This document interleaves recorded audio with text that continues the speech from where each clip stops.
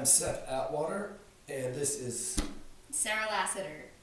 we're just gonna be talking to you a little bit today. We're gonna do an introduction into the 5 roles of identity, and just a couple of side things that go along with it that are important to understand the roles of identity, and we'll refer you to the classes that will also give you some benefit in understanding this.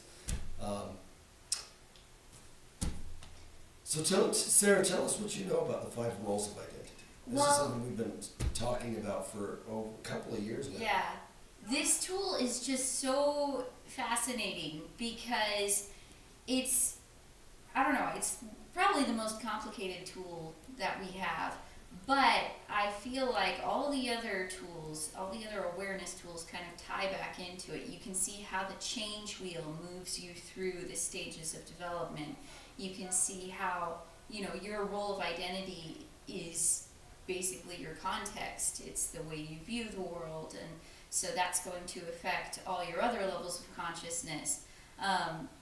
It explains where you could be in your levels of motivation. So it really does kind of give that foundation for all the other tools. It does, and one of the things I really love about this tool is that in psychology, there are a bunch of different macro theories of human development, right? A bunch of different macro theories that say this is how humans develop from childhood to adulthood. And the first major macro theory that came out was Sigmund Freud's psychoanalysis, and he has a whole book on how humans develop from childhood to adulthood, from infancy to adulthood, and he calls it psychoanalysis. And from him, after Freud, there were several others that were in the same kind of line with him, where this underlying development that's not seen. And so you had people like Erik Erikson and Ainsworth. I can't remember her first name, but they all kind of follow the same pattern. So psychoanalysis or psychosexual development would be Freud's, and then Erikson's is psychosocial development. And but then from there grew up a new field within psychology that was the behavioral field. And then you got people like Watts and like Skinner and other theorists who started to theorize based on human behavior rather than the internal workings. It's the external, what's going on, and that's how behavioral therapy came about. And of course that eventually would grow into cognitive behavioral therapy. And each of these fields would develop their own macro theories of human development. And so CBT is, your thoughts and your actions, right? Mm-hmm. Psychoanalysis is your context. It's looking at your context and figuring your development through your context. Emotion-focused therapy obviously is taking your emotional side of you and figuring out,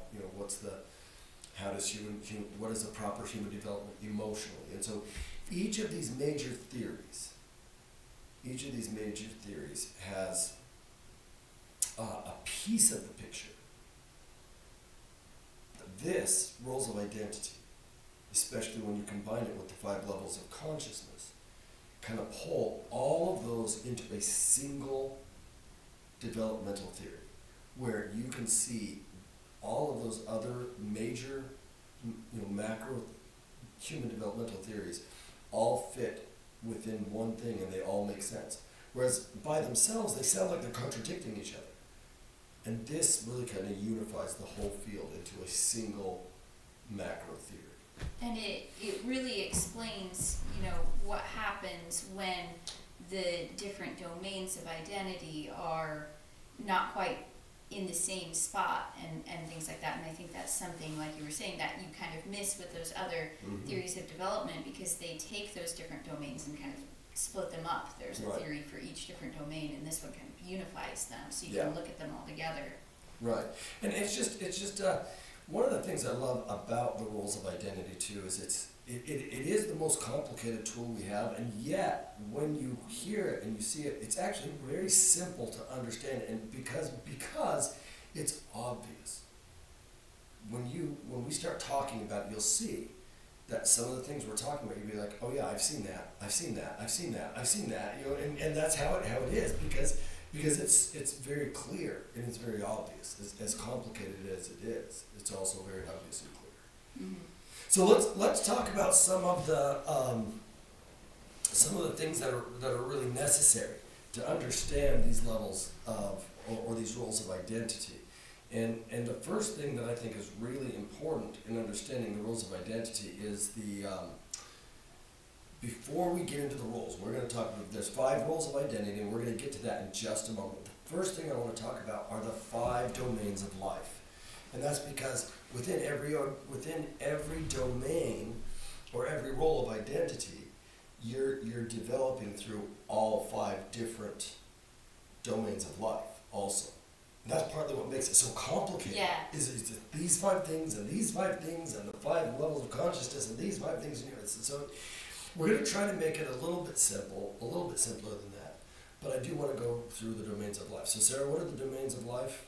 You have cognitive, and then there is social, emotional, spiritual, and physical. Right. And in cognitive, you can call it intellectual or cognitive, Right. whichever you want. But it's either way. It's kind of your thinking process, the way. But it's not thinking. Thinking is the wrong way to think about it. I should say, intellectual has more to do with skill sets. You know, developing skills and whatnot. So within the roles of identity, you're going to be developing physically, intellectually, emotionally, spiritually, and socially. And it's important to know those because those are not going to all develop at the same rate. Mm-hmm. And if you get too much of a spread between one of those and another one, that's when oftentimes you start seeing real serious problems in somebody's life. Because if they're physically developing way ahead of their intellectual and emotional development, that starts to become a real problem. So we'll talk a little bit about that too.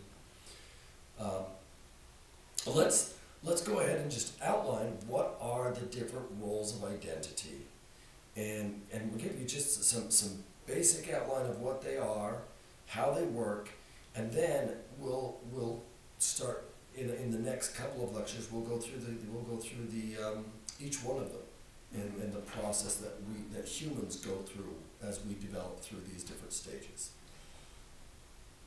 So what do you remember, Sarah, about the 5 roles of identity? Well, they begin with the parent stage, which is, about from birth until about 5 years old. And in that stage of development, you are working on developing boundaries and a sense of right and wrong. And so you're looking to your parents to model your behavior after that. And one, if you want just a single word, Mm-hmm. conscience is the Yeah. word, right? You're developing a conscience, which is a sense of right and wrong and boundaries, Mm-hmm. right? And so that's important. You're developing your conscience in this role, but you're also you're literally taking on the role of a parent, right? That's the parent, the internal parent that's going to tell you through the rest of your life what's right and what's wrong. Yeah. Right, so you're literally developing a parental role for yourself. And then after that comes the hero stage of development, which can cover covers from about 3 years old to 14 years old. And you'll notice that some of these overlap. Yeah. Because not everybody's developing at the same rate, and like we said, your physical, intellectual, emotional, social, and spiritual development, those domains of life, are also not developing at the same rate. Yeah. And so that's why you'll see some of these numbers will overlap. Yeah, or in particular, I noticed with my oldest 2 children, they're really close together. They're 19 months apart, and I think that Luke kind of tag-tailed on Araya's development and has kind of kept pace with her because Mm-hmm. they're just so close in age. But so for the hero stage, you're working on courage, having the energy to be able to enforce those boundaries, to stand up for that conscience that you developed in your parent stage. Right. And so here, just really quickly, I'll just point out what happens just with these two first ones that we just talked about. What happens if you develop a really strong parent, but then you have a really weak hero? What happens is you oftentimes give in to doing things that you know you shouldn't do because you've got a strong parent saying you shouldn't do this, but you don't have the courage to follow through. And so then you end up feeling guilty a lot, and oftentimes that leads to frequent bouts of depression or anxiety. It can really push you into a mental health crisis because you have a strong parent that's saying this is bad, this is bad, this is bad, but you've got the weak hero who's not being able to stand up and and do what you know is right. Right. And so and now the opposite can happen too, which is just as bad, and that's where you have a really, really weak parent and you have a really strong hero. Then you'll go and do anything. And there's nothing telling you, don't do this isn't good, but you've got the courage to do everything and anything. Yeah. And then that can lead to all kinds of problems, right? And then if you have both a weak parent and a weak hero, then your sense of self-worth is going to be really low. Yeah. And it's going to be you're going to be very easily offended. It's going to be easy to push you into, any kind of emotional state. And your emotions will take over and kind of control your behaviors. Because you don't have a strong hero, you don't have a strong parent. There's no real solid identity there at those core levels. So after the hero stage comes the peer stage of development, and that kind of covers from anywhere from about 11 years old to about 25 years old. And in this stage of development, you are looking for flexibility. So towards the end of the hero stage, a child can start getting pretty rigid. I'm definitely noticing that in my children that are at the end of the hero stage, very black and white kind of morality viewpoint of the world and things. And so in the peer stage, and they're always checking everybody. Yes. Oh my goodness. Everybody. You can't do that. That's not good. You can't do that. You shouldn't be doing that. Yeah. And you're like, I'm the mother. I decide whether this is good or not. But your children, because they've created this really, really rigid sense of conscience, and I have this tremendous amount of courage. They can stand up to mom and be like, "No, mom, that bad." So it's really neat to see that. And so oftentimes parents struggle with that. Like, you're talking back to me. Don't talk back to me. It's like, no, they're not. They're just trying to show their courage and their sense of conscience of what they know. And so don't get too upset with your younger teenage children and tweens when they correct you or their younger siblings all the time, because they're doing it because that's the stage of development that they're in. Very rigid and very courageous. Things are as they should be, even if it is a tough stage. But once they're in this peer stage, they begin to look towards their friend groups, particularly like looking to be a part of a group of peers. And in this group of peers, they begin to realize that,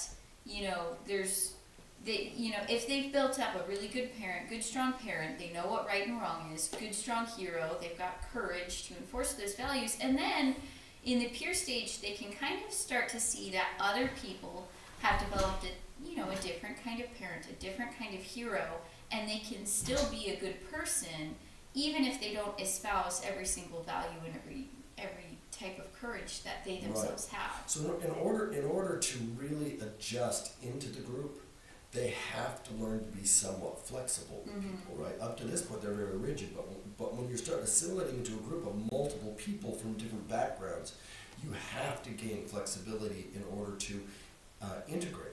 Yeah. And so that's really what that peer stage of development is. It's about learning that flexibility, learning how to become become acceptable and accepting to the people around you. And when we say flexibility, it's not only accepting other people's differences, it also means sometimes I have to be flexible in my own behaviors. Things that I would not have done before, I might have to do now because I'm being flexible to fit in. Things that I would have done before, I might have to stop doing because the group that I belong to is not accepting of that thing, and so I have to change. Some things I'm hoping they'll accept, and some things I recognize I have to change. So there's this give and take there, and that creates this flexibility, and it's a very vulnerable time for children. These kind of teenage and early college age years in our society, anyways. That's kind of where people are, and they're very vulnerable and easily swayed because they're learning flexibility, and sometimes they become too flexible, Right. and they lose some of the earlier identity that the parent has and that conscience. Sometimes they become when they become so flexible that they lose the boundaries that they had originally set up as a parent. So you have to be really careful because you want the flexibility and you need the flexibility. Yeah. But if you have too much flexibility, then you lose the earlier identities that you built up. And the ideal here is to maintain all of these identities. You need that strong parent, you need that strong hero, and you need that flexible peer. All three of them make you a stronger person. Right. Yeah. So after the peer stage comes the career stage, and this one can happen anywhere from about 16 years and on up. So it's just kind of the adult stage in your life. So after developing that flexibility through your peer stage, you break off from your peer group, and then you are looking to develop stability. Right. That, being able to still understand other people's backgrounds and things like that, but to understand this is, who I'm going to be. I'm entering into my career. This is kind of the direction my life is going to go now, and I don't need to be searching for a peer anymore. Right. Now it's about kind of what can I contribute to society as a stable person. And it's interesting because in our society, so I think historically, if we look historically, the ideal of all of these things were happening at these ages that we're talking about. The career stage began as early as 16 for a lot of people in the past because a lot of people would have finished their education by the time they were 16, and some of them would go off and become teachers at 16 years old, and some of them would go off and work on their family farm. Yeah, or maybe get an apprenticeship and start working with a mentor in the field. Right. So a lot of times 16 was the age. Nowadays it's very rare for a 16-year-old to be moving into the career stage. It does happen. There are 16-year-olds who are, know exactly what they want to do, and they're very diligent in working towards a specific goal, and they may get into that career stage early. But the average person in the United States or Western Europe is probably more in their 20s before they're moving into that career stage.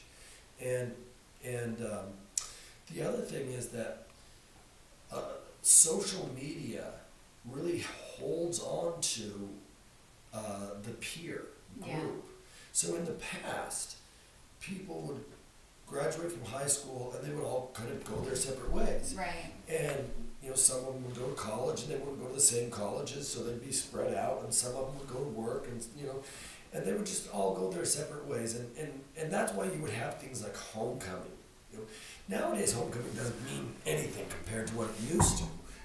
I talk to these kids in high school now, and they're like, yeah, we're going to homecoming dance. And I'm like, okay, so what is? And then to them, it's just a party. But in the past, homecoming was all of the people who graduated would be coming home, and they would all come home to watch the homecoming game, and then they would all go to the dance with all of the younger kids, and they would all mingle, and it would be like, hey, we went to school here, and you're now in school here, isn't this great?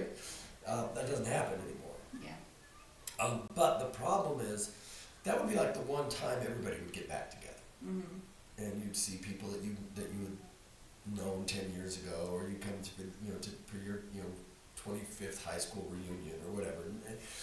But nowadays with this social media, the problem is people never get to leave the that social peer group. Right. And so a lot of people are never leaving the peer stage of development. They might be getting jobs, they might be going into careers, but the influence and their greater influence in their life remains the peer over the career. Right. And so that's holding a lot of people back from developing through these stages and having that stable lifestyle. Right. So it's really important that we develop through all of these stages, at least through the career. The fifth stage, very few people actually ever get there, and I don't even know that historically people got there. It's a stage that is kind of reserved for the few. Not because only few people should get there, but because it's difficult to develop into that stage, which that last stage is. That's integrated. So you could reach that stage, I guess theoretically, anywhere from 16 on up. So developing through each one of these stages, as you move from parent to hero, you realize, I am not my parent. There's a key event that kind of lets you realize, I'm not my parent, and that moves you into the hero stage. Moving from hero to peer, I am not my hero, move into the peer.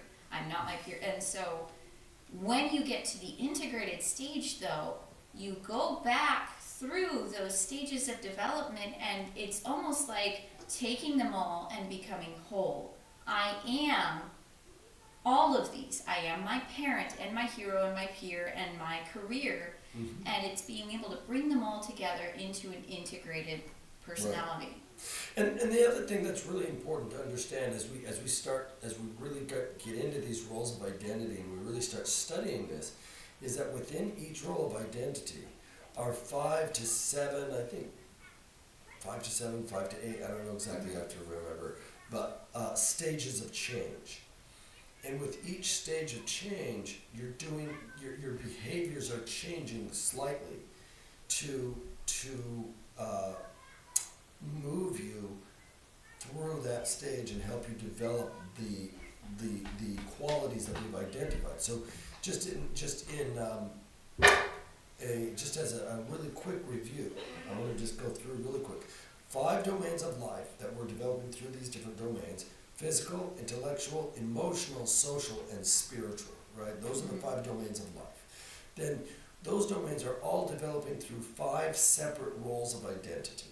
Starting at the youngest is our parent stage. That's where we're developing an inner parent that teaches us that develops a conscience, the difference between right and wrong, and how to set appropriate social boundaries. Then the hero stage comes next, and that's when we're children. That's the childhood stage. And that is where we are developing an internal hero that gives us the courage to stand up for our own conscience. Then, as we move more into the tween and teen years, and then young adult, all that kind of is the peer stage of development, right? And that's where we're developing flexibility. We want to develop flexibility to be more accepting and more acceptable. And then as we move beyond that, we get into the career stage of development, which is our adulthood. We think of that. That's our adulthood, and that's where we're gaining kind of the stability of life, where that flexibility is kind of honed it down a little bit. We're very flexible with people, but we're also very aware of our own conscience, and we're very stable in our own identity, in who we are, right? And then finally, for those who move beyond that, there is an integrated stage where you're basically reviewing all of the previous stages and creating a single integrated identity. Those are the stages of, or the roles of identity. We haven't talked about the stages of change, and we'll talk about those within each individual role of identity as we move forward in our studies. So, as you're thinking about these roles of identity, what, for an assignment this week, what I would really like you to do is I'd like you to sit down and think about your own conscience, your own sense of right and wrong. And just consider what are the things that are so inherently wrong that you don't even have to think about them, right? Mm-hmm. There are things that are just so inherently wrong, you don't have to think about them, because for you, you just would never do it, right? Yeah. And what are the things that are so inherently right that you really don't have to think about it? You know, I'm just going to do that because that's the right thing to do. Mm-hmm. So mostly we don't think about those things because they're inherently right and wrong, and so we don't ever have to really think about them. I want you to think about that, and think about what is your conscience telling you? What's right? What's wrong? Mm-hmm. Sarah, any other thoughts you want to share? I don't think so. I think we've covered it. All right. Well, we will see you guys in our next discussion.